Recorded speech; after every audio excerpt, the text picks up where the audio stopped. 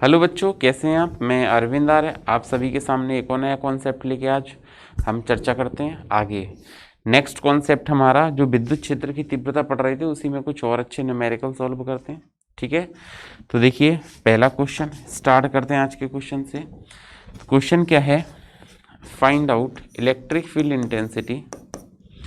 Example क्या है, find out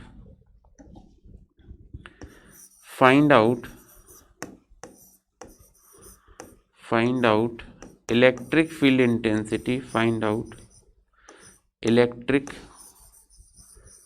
field intensity, find out electric field intensity at center in given figure, at center in given figure। इस type के आपको कई सारे क्वेश्चन मिलेंगे, तो मैंने एक साथ ही बार बार क्वेश्चन नहीं लिखूंगा। इन गिवन फिगर्स लिख लें इसको, गिवन फिगर्स। ठीक है, क्या है, दिए गए चित्रों में, दिए गए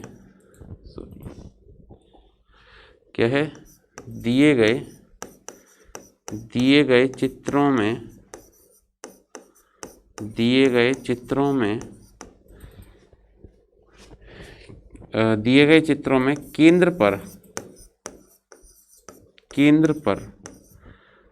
केंद्र पर विद्युत क्षेत्र की तीव्रता ज्ञात कीजिए। केंद्र पर विद्युत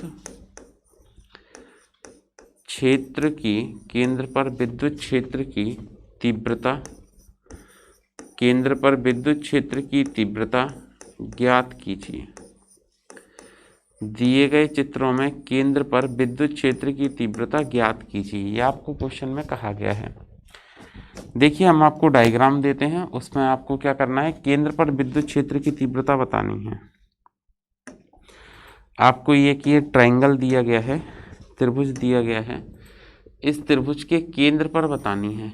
ये आपको एक ट्रायंगल है वो दिया गया है और कह रहे हैं केंद्र पर विद्युत क्षेत्र की तीव्रता बतलाइए कितनी आएगी।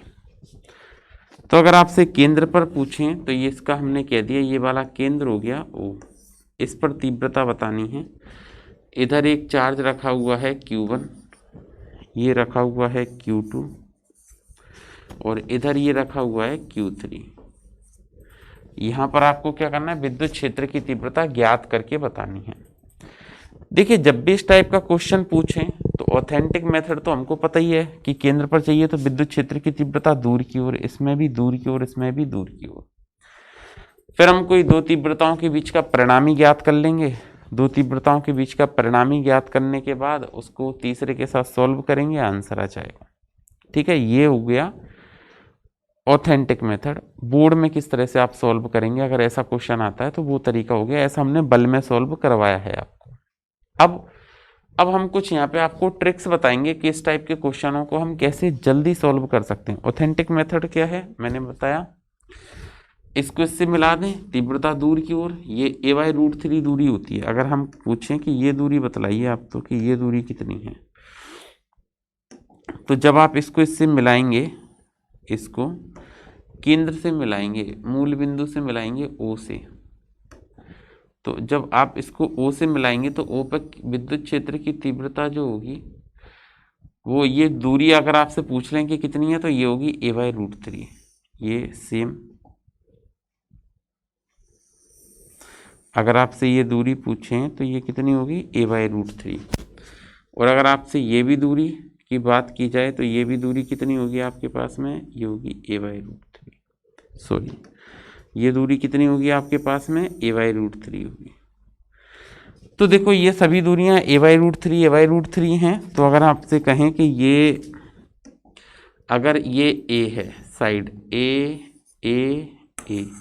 तो ये समबाहु इक्विलेटरल ट्रायंगल है। ठीक है, समबाहु त्रिभुज है, इसको आप क्या कह पाओगे, a/√3। ये कौन सा ट्रायंगल है, इक्विलेटरल ट्रायंगल है या समबाहु त्रिभुज है, a/√3। तो ये बेसिक मेथड क्या होगा, इसके कारण दूर की ओर E1, इसके कारण दूर की ओर E2 और इसके कारण दूर की ओर E3, ये तीनों बन जाएंगे आपके पास में। ठीक है ना, फिर आप E1 कैलकुलेट कर सकते हैं KQ/R², E2 कैलकुलेट कर सकते हैं KQ/R², और ये KQ/R²। कोई भी दो के बीच में रिजल्टेंट कैलकुलेट करेंगे, परिणामी ज्ञात करेंगे, तो उन दोनों के बीच में परिणामी आ जाएगा, उसको तीसरे वाले में से घटा देंगे, आंसर आ जाएगा। ये बेसिक तरीका था जो हमने बल में सीखा है। बट यहाँ पे हमको कुछ डिफरेंट ट्राई करना है, तो वो डिफरेंट क्या होगा देखते हैं।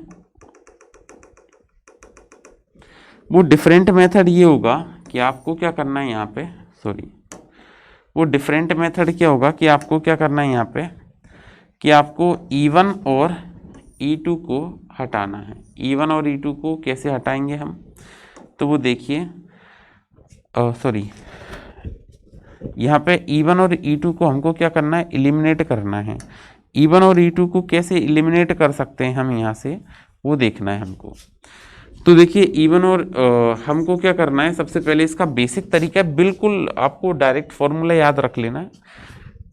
यहाँ पर जो चार्ज रखा है उसको पहला मान लेंगे A पॉइंट, ये 2 हो गया B और ये हो गया C। अब हमको पता है कि अगर यहाँ पर और यहाँ पे चार्ज सेम है तो बीच में 0 ही आएगा, याद रखिए हमेशा, ठीक है। मैं कुछ ऐसी बातें बता रहा हूँ आपको जो आपको क्या है, कई सारे क्वेश्चन सॉल्व करने की आवश्यकता नहीं है, आप डायरेक्ट आंसर बता सकते हैं। जैसे मैंने यहाँ पे कहा Q, ये भी कहा Q, ये भी कहा Q, तो 0 आंसर आना है, ठीक है। लेकिन अगर बराबर नहीं हुए, Q नहीं हो, कुछ और हुआ, तो कैसे कैलकुलेट करेंगे, तो केंद्र पर तीव्रता, इलेक्ट्रिक फील्ड एट सेंटर,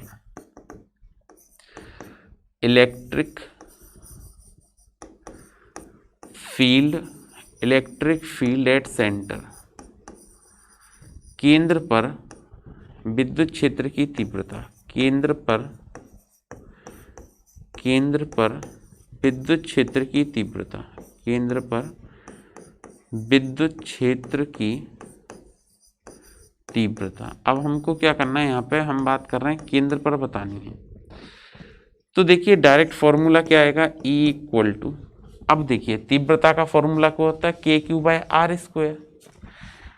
तो KQ/R² में K क्या होता है, 1/4πε0/R²। इतना लिखें, क्या लिखें, 1/4πε0/R²। ये वैल्यू पे तो कोई इफेक्ट पड़ेगा नहीं, तो हमने यहाँ पे क्या लिखा, तीव्रता में 1/4πε0 × R²। अब ये क्या लिखेंगे, चार्ज को कैसे लिखेंगे वो ध्यान देना है। तो 2Q1² ये वाला माइनस Q2 + Q3², ये आंसर है इसका। ऐसे आपको सोल्व कर देना है। जैसे अगर ये ट्राइंगल इक्विलेटरल ट्राइंगल है, समबाहु त्रिभुज है, तो हमको पता है कि यहाँ पे R जो है, R वो कितना है, R है A/√3। R की जो वैल्यू है वो कितनी है, वो है A/√3। R की वैल्यू A/√3 है। अगर R की वैल्यू A/√3 है तो ये बनेगा E = 1/4πε0, और R की जगह हमको लिखना है A/√3 इसका होल स्क्वायर, और into √2Q1² minus Q2 + Q3², Q2 + Q3², ठीक है। इसको हम सोल्व करते हैं तो ये बनेगा आपके पास क्या, ये फॉर्मूला बन जाएगा आपके पास E = 1/4πε0 होल स्क्वायर। सोल्व करेंगे तो ये बनेगा क्या, A² / 3, और इन the root 2Q1² minus Q2 + Q3²। ये थर्ड 3 ऊपर चला जाएगा थर्ड रेशो से, तो ये क्या बनेगा, 1/4πε0 × 3/A², ठीक है। क्या बनेगा, 1/4πε0 3/A² और रूट में 2Q1² माइनस Q2 + Q3², ठीक है। ऐसे हम रिजल्टेंट इलेक्ट्रिक फील्ड इंटेंसिटी या परिणामी विद्युत क्षेत्र की तीव्रता हम ज्ञात कर सकते हैं। डायरेक्ट फॉर्मूला याद रखें क्या, 1/4πε0 3/a²। क्या कहेंगे, 1/4πε0 3/a² √2q1² minus q2 plus q3 का होल स्क्वायर। ठीक है, इससे आपका कोई भी क्वेश्चन हो आंसर आ जाएगा। अब मैंने कहा सेम चार्ज रखे हो तो 0 0 आना चाहिए, बिल्कुल आएगा। देखो कैसे, एक बार मैंने कह दिया कि ये जो चार्ज है, आप फॉर्मूला थोड़ा सा याद कर लें जिससे कि आपको सोल्व करने में आसानी हो।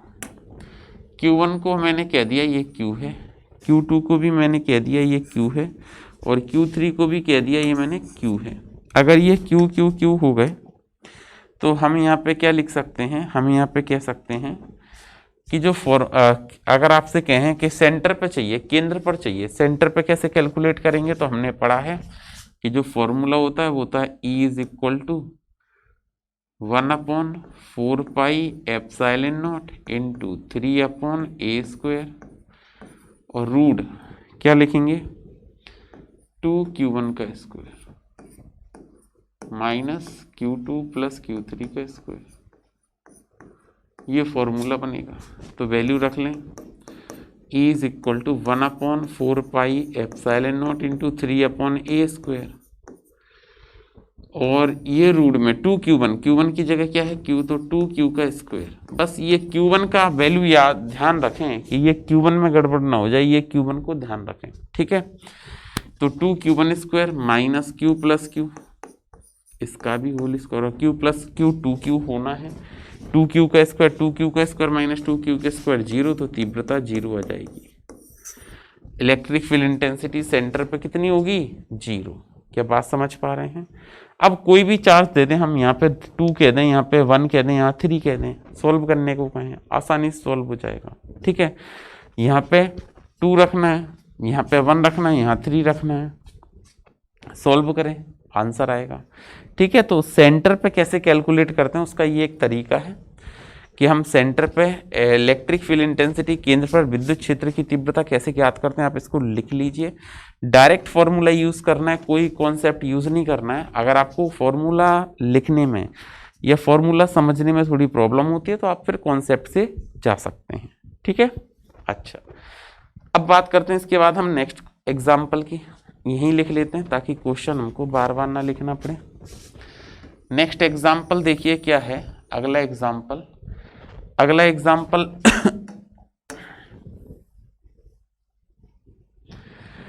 अभी हमने क्या लिया था, ट्राइंगल, त्रिभुज के लिए सॉल्व किया था, ये सारा सब कुछ ट्राइंगल के लिए सॉल्व किया था।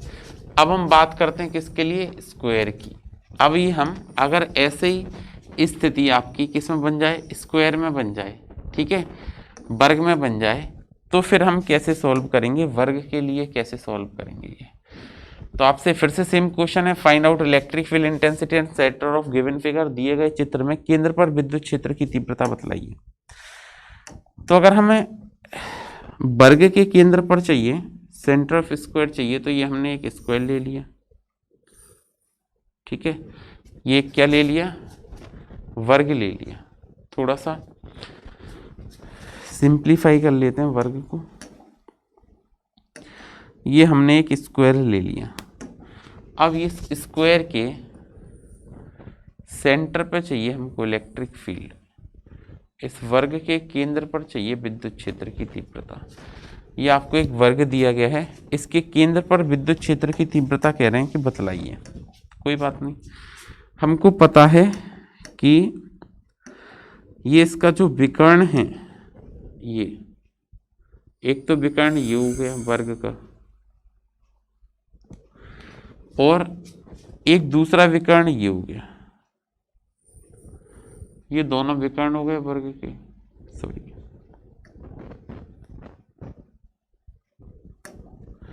इन दोनों विकर्णों के वर्ग के कारण, और ये वर्ग के दोनों विकर्ण हो गए, और इस पे कहाँ पूछ रहे हैं, केंद्र पर, ऊपर। यहाँ पर ये चार्ज Q1 है, ये Q2 है, ये Q3 है, और ये Q4 है। इसको मैंने कह दिया A, इसको कह दिया B, ये हो गया C और ये हो गया D। इसको हम क्या लिख पाएंगे, इसको हम लिख पाएंगे A/√2। अगर ये A है, ये भी A है, ये भी A है और ये भी A है, तो ये A/√2, क्योंकि कंप्लीट कितनी होती है, √2A। अब ये कुछ बेसिक सी चीजें हैं जो आपको आनी ही चाहिए, ठीक है। तो ये हो जाएगी A/√2, ये भी हो जाएगी A/√2, ये भी A/√2 और ये भी A/√2, ठीक है। अब आपसे सेंटर पे पूछा गया था। अब देखिए सेंटर पे पूछा तो कैसे सॉल्व करेंगे हम। हमको पता है कि जो इलेक्ट्रिक फील्ड इंटेंसिटी, जो विद्युत क्षेत्र की तीव्रता है, इलेक्ट्रिक फील्ड इंटेंसिटी हमने पढ़ा है। अगर ये सबको पॉजिटिव पॉजिटिव ले लूं तो हमने पढ़ा electric field intensity is a vector quantity और direction always away from the charge. विद्युत क्षेत्र की तीव्रता एक सदिश राशि है, दिशा हमेशा कैसे होगी, दूर की तरफ। तो मान लें थोड़ी देर के लिए इसमें आएगी आपकी ऐसे दूर की तरफ, ऐसे E1, और इसमें भी ऐसे दूर की तरफ E2, सॉरी E3, इसमें भी दूर की तरफ E2 और इसमें भी दूर की तरफ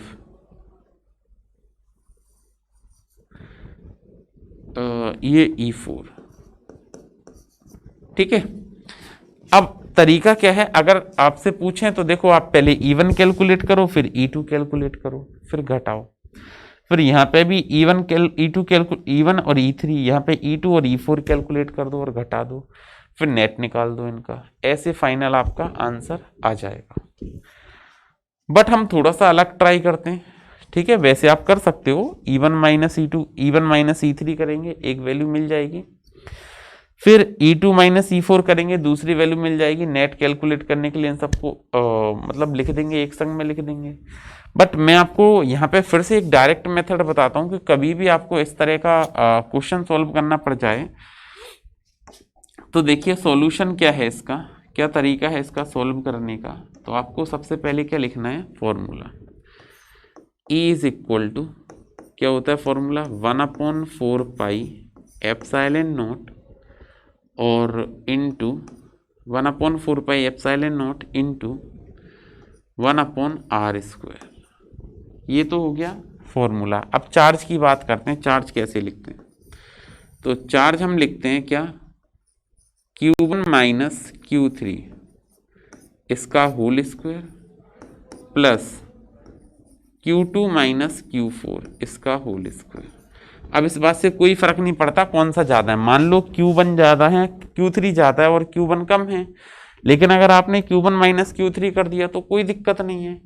क्यों नहीं है, क्योंकि ये स्क्वायर है तो पॉजिटिव हो जाएगा। ये क्या है, यहाँ पे स्क्वायर है, वर्ग है, तो पॉजिटिव हो जाएगा, ठीक है। अब देखो यहाँ पे A जो है वो A/√2 की तरह वर्क कर रहा है, तो E बराबर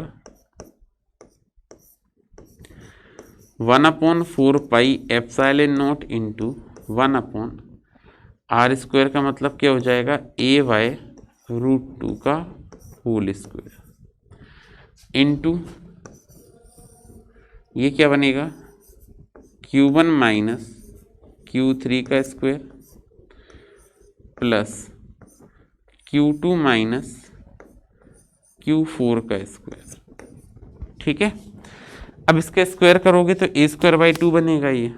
तो हमने लिखा E बराबर 1/4 pi epsilon not into 1/A²/2 और ये बनेगा क्या, रूट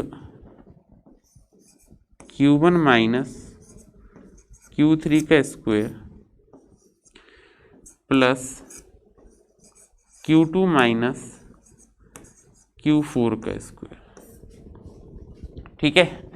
अच्छा फिर देखिए आगे, ये 2 तो थर्ड रेशियो में, तो वापस से इसको हमने ऊपर लिख दिया। तो आपका फाइनल आंसर जो बना इलेक्ट्रिक फील्ड का E is equal to 1/4 pi epsilon not into 2/A² और इन द रूट क्या बनेगा, Q1 माइनस Q3 इसका square plus Q2 minus Q4 इसका भी स्क्वायर। ये आपका फाइनल आंसर आ गया। ऐसे आपको ये सॉल्व करना है, ठीक है। अब देखिए फिर से वही बात, अगर यहाँ पे सेम चार्ज हैं, ये Q Q Q Q है, और आपसे पूछें कि सेंटर पे बतलाइए इलेक्ट्रिक फील्ड क्या होगी, कितना है, ये Q Q Q Q, तो Q माइनस Q जीरो, Q minus Q zero, zero का square zero, zero plus zero zero, zero का गुणा करेंगे पूरा जीरो हो जाएगा। क्या बात समझ में आ गई? फिर से सुने, ये Q1 की वैल्यू Q माइनस Q, ये भी Q1 और ये भी Q और ये भी Q, ये भी Q ये भी Q, तो घटा लेंगे। बात समझ पा रहे हैं आप? मान लो ऐसा हो जाए कि ये तो Q है, मैं इसी में थोड़ा सा मॉडिफाइड कर देता हूँ क्वेश्चन को। मॉडिफाइड करेंगे तो हमने ऐसा कहा कि ये आपका जो है वो Q1 इक्वल टू Q है, ये Q2 इक्वल टू भी Q है, ये माइनस Q है, और ये भी माइनस Q है, ठीक है। अब आपको डायग्राम को ध्यान नहीं करना है, क्योंकि डायग्राम अगर आप देखेंगे तो ऐसा नहीं बनेगा, ये इसको रिपेल करेगा इधर की तरफ, ये इसको दूर की तरफ, और ये पास की तरफ, एक ही डायरेक्शन हो जाएगी इनकी। यहाँ पे क्या हो जाएगी, डायरेक्शन सेम हो जाएगी इनकी। तो अगर डायरेक्शन इनकी सेम हो जाएगी तो उस केस में आपको सॉल्व कैसे करना है मैं वो बताता हूँ। पूछा सेंटर पे ही गया है आपसे कि सेंटर पे बतलाइए। तो देखिए जब इस टाइप का क्वेश्चन आप सॉल्व करेंगे तो आपको साइन तो लेना ही लेना है, तो मैं इसका सॉल्यूशन यहाँ लिख देता हूँ। क्या लिखेंगे हम, E equal to 1/4 pi epsilon not into 2/a square in the root Q1 की जगह Q लिखेंगे, माइनस Q3 की जगह माइनस Q है। ये बात समझ में आ गई, ठीक है। Q1 की जगह क्या है, Q है, और Q3 की जगह क्या है, माइनस Q है, प्लस Q2 की जगह क्या है, Q है, माइनस Q4 की जगह माइनस Q है। ये बात क्लियर हो गई। आगे देखें, आगे अगर हम कहें तो ये बनेगा आपका क्या, E is equal to 1/4 pi epsilon not into 2/a square in the root, minus minus plus, तो 2Q इसका स्क्वायर करना है, सबका क्या है स्क्वायर, तो 2Q का स्क्वायर प्लस 2Q का स्क्वायर, ठीक है।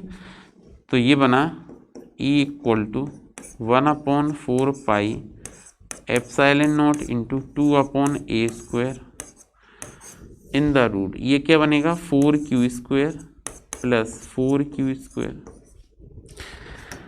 ये 4Q स्क्वायर और 4Q स्क्वायर को आप ऐड कर देंगे, ऐड करके हम कितना लिख पाएंगे इसको, तो हमने लिखा E is equal to 1/4 pi epsilon not into 2/a square, और ये लिखेंगे रूट में 8Q स्क्वायर। 8Q स्क्वायर को आप लिख सकते हैं 2√2, 8 को क्या लिख सकते हैं 2√2, और 1/4 पाई एप्सिलॉन नॉट को हमने K लिख दिया, K इंटू 2/a स्क्वायर। तो ये आ जाएगा कितना, सॉरी K 2/a स्क्वायर, और इसको लिखा हमने 2√2Q। तो इसका जो फाइनल सॉल्यूशन बना वो क्या बन गया, तो फाइनल सॉल्यूशन इसका बना E is equal to 4√2KQ/a square. एक तो ये बन गया इसका फॉर्मूला, क्या बन गया 4√2KQ/a स्क्वायर।